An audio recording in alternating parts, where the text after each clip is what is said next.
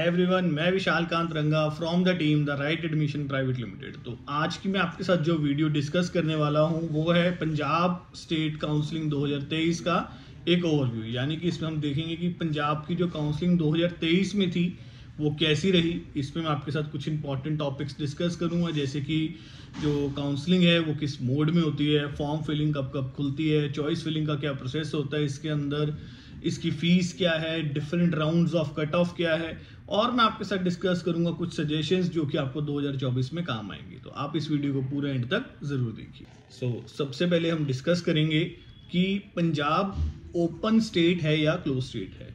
तो पंजाब एक close state है, यानी कि इसका मतलब ये है कि यहाँ पर कोई भी अदर स्टेट का बच्चा एडमिशन नहीं ले सकता। यानी कि यहाँ पर जितने भी प्राइवेट और गवर्नमेंट कॉलेजेस हैं उसके अंदर सिर्फ और सिर्फ पंजाब डोमिसाइल होल्डर ही पार्टिसिपेट कर सकता है। तो ये यहाँ पर आपको बहुत क्लैरिटी होनी चाहिए कि पंजाब में सिर्फ पंजाब डोमिसाइल स्टेट के बच्चों की ही एडमिशन होगी और अदर स्टेट के बच्चे यहाँ पर पार्टिसिपेट नहीं कर सकते। उसके बाद हम डिस्कस कर लेते हैं कि यानी कि यहाँ पर जो मोड ऑफ काउंसलिंग है वो क्या रहता है। तो पिछले साल बहुत सारे चेंजेस देखने को मिले। उसमें एक चेंज ये भी था कि यहाँ पर जितनी भी काउंसलिंग है वो सारी की सारी MBBS के लिए मैं पर्टिकुलरली बता रहा हूँ वो ऑनलाइन ही हुई थी पिछले साल। उससे पिछले साल एक लास्ट राउंड होता है जिसको वो ऑफलाइन भी कंडक्ट करते थे, बट लास्ट ईयर उन्होंने इसको ऑनलाइन कर दिया। तो यानी कि कंप्लीट काउंसलिंग MBBS की ऑनलाइन ही देखने को मिलेगी। फिर उसके बाद डिस्कस कर लेते हैं कि यहाँ पर रजिस्ट्रेशन आप कब कब कर सकते हैं। तो लास्ट ईयर अगेन एक नया चेंज देखने को मिला था। इन्होंने हर राउंड ऑफ काउंसलिंग में अपनी रजिस्ट्रेशंस को ओपन किया था, जबकि इससे पहले जो काउंसलिंग होती थी वहाँ पर सिर्फ एक बार ही पंजाब की रजिस्ट्रेशन खुलती थी, उसके बाद दोबारा आपको रजिस्टर होने का चांस नहीं मिलता था। बट लास्ट ईयर हमने देखा कि उन्होंने हर राउंड में अपनी रजिस्ट्रेशन ओपन करी थी। और अगर आप पंजाब में पार्टिसिपेट करना चाहते हैं, यानी कि अगर आपकी जो टारगेट स्टेट है और आपकी एलिजिबिलिटी है पंजाब में बनती है, तो आई वुड सजेस्ट कि आपको इनिशियली ही रजिस्टर कर लेना चाहिए, बिकॉज मेरे को कम चांसेस लग रहे हैं कि अगले साल वो दोबारा से यानी कि 2024 में वो हर राउंड में इस काउंसलिंग को ओपन अप करेंगे। तो if you want to go for Punjab, आपको वेट नहीं करना चाहिए, इनिशियली ही वहाँ पे राउंड 1 में रजिस्ट्रेशन कर लेनी चाहिए। यहाँ पर वो राउंड 2 के अंदर एक आपसे विलिंगनेस लेते हैं, तो विलिंगनेस के टाइम पे ही आप अपना सिक्योरिटी डिपॉजिट का अमाउंट भी उन्हें पे करते हैं। हम डिस्कस कर लेते हैं कि पंजाब में कौन कौन से बच्चे एलिजिबल हैं। यानी कि इसमें मैं आपके साथ बेसिकली ये डिस्कस करूंगा कि पंजाब में कैसे आप डोमिसाइल क्लेम कर सकते हैं, यानी कि किन लोगों का डोमिसाइल वहाँ पर एक्सेप्टेबल है। ये पिछले साल इन्होंने बहुत चेंजेस लेकर आए। इन्होंने एलिजिबिलिटी क्राइटेरिया को बहुत ईजी कर दिया था, जिसकी वजह से बहुत सारे पार्टिसिपेंट्स भी यहाँ पर आपको देखने को मिले लास्ट ईयर। बट उससे पिछले सालों में इतना ज़्यादा ईजी नहीं था। तो क्या क्या नए चेंजेस थे वो भी मैं आपके साथ डिस्कस करूँगा। तो सबसे पहले अगर आपके पास पंजाब का डोमिसाइल सर्टिफिकेट है तो यू आर सेफ, आपको कोई ज़्यादा सोचने की ज़रूरत नहीं है, आप पंजाब में एलिजिबल हैं। उसके बाद आप जो भी सर्टिफिकेट्स लेकर जा रहे हैं, चाहे वो डोमिसाइल के हैं चाहे वो रिजर्वेशंस के हैं, बी एश्योर्ड कि वो आपके लेटेस्ट होने चाहिए। यानी कि जिस साल आप काउंसलिंग में पार्टिसिपेट करने जा रहे हैं एटलीस्ट उस ईयर के होने चाहिए। ये आपके लिए सेफ रहता है ना, वहाँ पर आपको बाद में कोई प्रॉब्लम नहीं आती। तो बी एश्योर्ड अगर आप किसी रिजर्व्ड कैटेगरी को बिलोंग करते हैं या आपके पास डोमिसाइल सर्टिफिकेट है तो आप लेटेस्ट ईयर का ही लेकर जाएं, वहाँ पे लेटेस्ट ईयर की ही अपलोड करें, और जब कॉलेज रिपोर्ट करें तो भी अपना लेटेस्ट सर्टिफिकेट ही लेकर जाएं। फिर उसके बाद हम बात करते हैं कि डोमिसाइल सर्टिफिकेट के अलावा और कौन से बच्चे यहाँ पर एलिजिबल थे। तो लास्ट ईयर एक नया पॉइंट देखने को मिला, वो कह रहे थे कि जो भी बच्चा पंजाब में बॉर्न भी है, यानी कि any person who is born in Punjab, वो भी यहाँ का डोमिसाइल क्लेम कर सकता था। फिर उसके बाद उन्होंने कहा कि अगर कोई बच्चा 11वीं या 12वीं पंजाब से कर लेता है तो वो बच्चा भी यहाँ पर एलिजिबल है। फिर उसके बाद उन्होंने पॉइंट डाला था कि अगर किसी की रेजिडेंशियल प्रॉपर्टी पिछले 5 सालों से पंजाब में है तो वो भी यहाँ पर डोमिसाइल क्लेम कर सकते हैं। तो ये काफ़ी सारे पॉइंट्स थे। उसके बाद एक एम्प्लॉयमेंट का पॉइंट आता है कि अगर किसी के जो पेरेंट्स हैं वो प्रीवियस 3 ईयर से पंजाब में पोस्टेड हैं for the government job, central की या स्टेट की, तो वो बच्चा भी यहाँ पर डोमिसाइल क्लेम कर सकता है। तो ये सारे पॉइंट्स के ऊपर अगर आप देखेंगे तो इन सारे पॉइंट्स की वजह से आप डोमिसाइल क्लेम कर सकते हैं। और बहुत सारे लोग इसको रीड करके डोमिसाइल क्लेम करते भी हैं, बट ये बेसिक कंडीशंस हैं, है ना। आपने एक इस कंडीशन की वजह से ही आपको डोमिसाइल नहीं मिलेगा, आपको बहुत सारी अलग अथॉरिटीज से इसको साइन करवाना पड़ता है। और ये बहुत कॉमनली प्रीवियस ईयर देखने को मिला कि लोगों ने बेसिक कंडीशन पढ़ी, उन्हें डोमिसाइल क्लेम किया, अदर स्टेट के जहाँ पे वो क्लेम कर सकते थे वो उसको छोड़कर उन्होंने पंजाब को क्लेम किया, पार्टिसिपेट किया। राउंड 2 में, राउंड 3 में उनको कॉलेज अलॉट हुआ।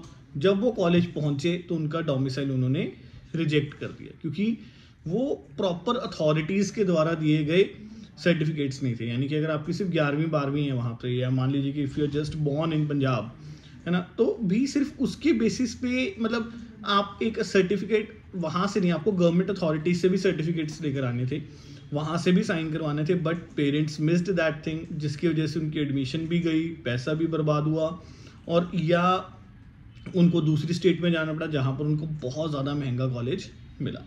तो आप अपने प्लीज़ जब भी डोमिसाइल क्लेम कर रहे हैं आप उसको ड्यूली वेरीफाई करें। लाइक जैसे हमारे पास जो पेरेंट्स आते हैं, हम कोई भी उनका सर्टिफिकेट लगाते हैं तो एक तो हमको अपने एक्सपीरियंस से पता है कि that is the right certificate और नॉट। मोर ओवर हमारा इतना टाइम ऑफ एक्सपीरियंस हो गया है, वी हैव कि भाई सब हर कंसल्टेंट के अपने कनेक्शंस होते हैं, तो उन कनेक्शंस से भी हम ड्यूली वेरीफाई करते हैं कि जिस सर्टिफिकेट के साथ हम आगे प्रोसीड करने वाले हैं, क्या ये सर्टिफिकेट आगे कोई प्रॉब्लम तो नहीं दे देगा हमें, या ये सर्टिफिकेट प्रॉपरली एक्सेप्टेबल होगा या नहीं होगा। तो इस चीज़ का आपको ध्यान रखना होगा, यानी कि जो भी आप सर्टिफिकेट लेकर जा रहे हैं वो कहीं लास्ट स्टेज पर आके आपका रिजेक्ट ना हो जाए। और पंजाब के अंदर ये कॉमन बहुत ज़्यादा, ये प्रॉब्लम बहुत ज़्यादा कॉमन है। बहुत सारे पेरेंट्स को लास्ट ईयर इसकी वजह से नुकसान भी हुआ था। तो आप अपने डोमिसाइल को, एलिजिबिलिटी क्राइटेरिया को बहुत प्रॉपरली कंफर्म करके ही आगे प्रोसीड करिए। अब हम फीस के बारे में डिस्कस कर लेते हैं। तो पंजाब के अंदर जो कॉलेजेस हैं, प्राइवेट कॉलेजेस, उनमें 2 तरह की सीट्स हैं। यानी कि एक तो है स्टेट कोटा सीट, जिसको आप सेमी गवर्नमेंट सीट भी कह सकते हैं, और दूसरी है मैनेजमेंट सीट, जो कि आपको फुल फीस पर ही मिलती है।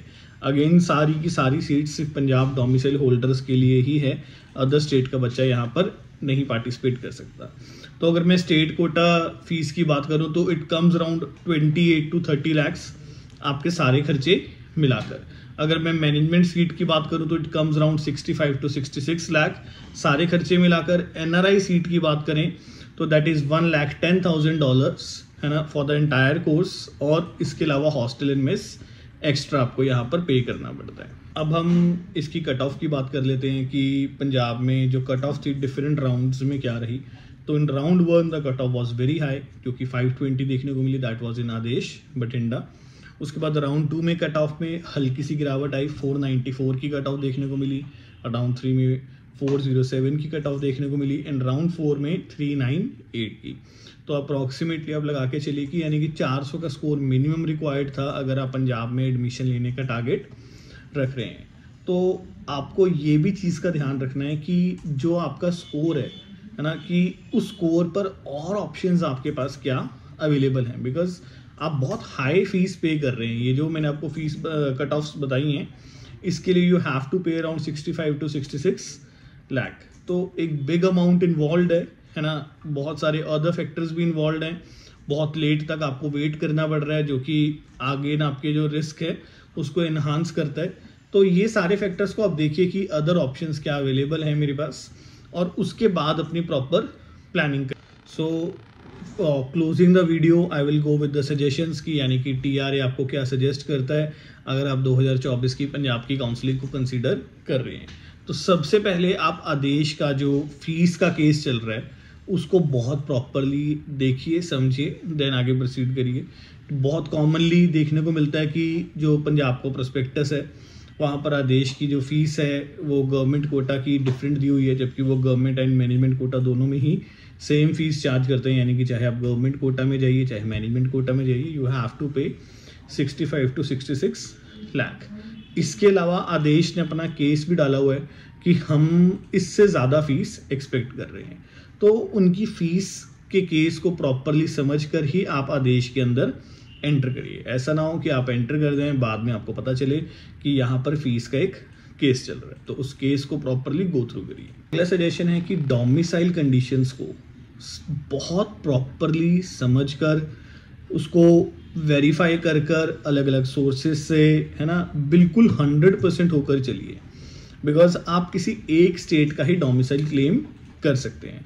तो ऐसा ना हो कि आपने पंजाब का डोमिसाइल क्लेम कर लिया, पंजाब में लेटर स्टेज पे आके वो रिजेक्ट हो गया, दूसरी स्टेट के अंदर आप अप्लाई नहीं कर पाए। तो बहुत सोच समझकर ही आपको पंजाब के डोमिसाइल के साथ जाना है। उसको ड्यूली वेरीफाई करिए कि यानी कि जिस बेसिस पर आप क्लेम कर रहे हैं क्या आपके डॉक्यूमेंट्स 100% करेक्ट हैं या नहीं है। उसके बाद जो बच्चे यहाँ पर एनआरआई सीट लेना चाहते हैं, वो एनआरआई की सारी कंडीशंस को गो थ्रू करिए। एनआरआई की बहुत सारी कंडीशंस हैं, बहुत बड़ी लिस्ट ऑफ डॉक्यूमेंट्स हैं जो आपको रिक्वायर्ड है। पंजाब बहुत ज़्यादा स्ट्रिक्ट है अपने डॉक्यूमेंटेशन प्रोसेस में, तो कोई भी वहाँ पर आपसे मिस्टेक ना हो। आपको एनआरआई कंडीशंस को सारा प्रॉपरली गो थ्रू करना है और देन उसके बाद आगे मूव करना है। लाइक हमने देखा कि पंजाब के अंदर अप्रॉक्सीमेटली 400 का स्कोर रिक्वायर्ड था अगर आप एडमिशन लेना चाहते हैं। तो इस स्कोर पर, इस बजट पर आपके पास और भी बेटर ऑप्शंस अवेलेबल हैं अदर स्टेट में। तो बार बार मैं वही रिपीट करता हूँ कि किसी भी स्टेट को, कॉलेज को रिजेक्ट करने से पहले आप वहाँ पर विजिट करिए, अपने जो अदर ऑप्शंस हैं आप उनको इवेल्युएट करिए, जाकर मिलिए वहाँ पर बच्चों से, देखिए वहाँ का पेशेंट इनफ्लो कैसा है, जो आप अपना पैसा स्पेंड कर रहे हैं क्या वो उसके वर्थ रखता है या नहीं रखता है। आपको वहाँ पर विजिट करना चाहिए, अदर स्टेट के ऑप्शंस को भी गो थ्रू करना चाहिए, बिकॉज पंजाब में जो आपको सीट मिल रही है वो बहुत लेट राउंड्स में आके मिल रही है। ऐसा ना हो कि पंजाब के अंदर आपको सीट नहीं मिली कुछ मार्क्स की वजह से, अदर स्टेट के जो बेटर ऑप्शंस थे वो भी आपके हाथ से निकल गए और अब आपको किसी लोअर ऑप्शन के साथ एडजस्ट करना पड़ रहा है।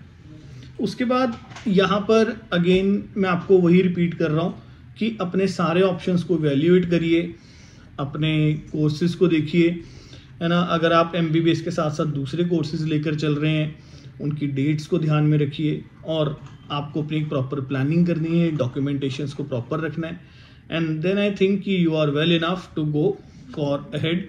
तो इसके साथ ही हम अपनी वीडियो को क्लोज करेंगे। अगर आपके और कोई डाउट्स हैं इसको लेके तो आप हमारे कमेंट सेक्शन में बताइए, या हमारे जो आपके साथ टीम मेंबर्स जुड़े हुए हैं आप उनके साथ शेयर कर सकते हैं। I will try to answer all your questions.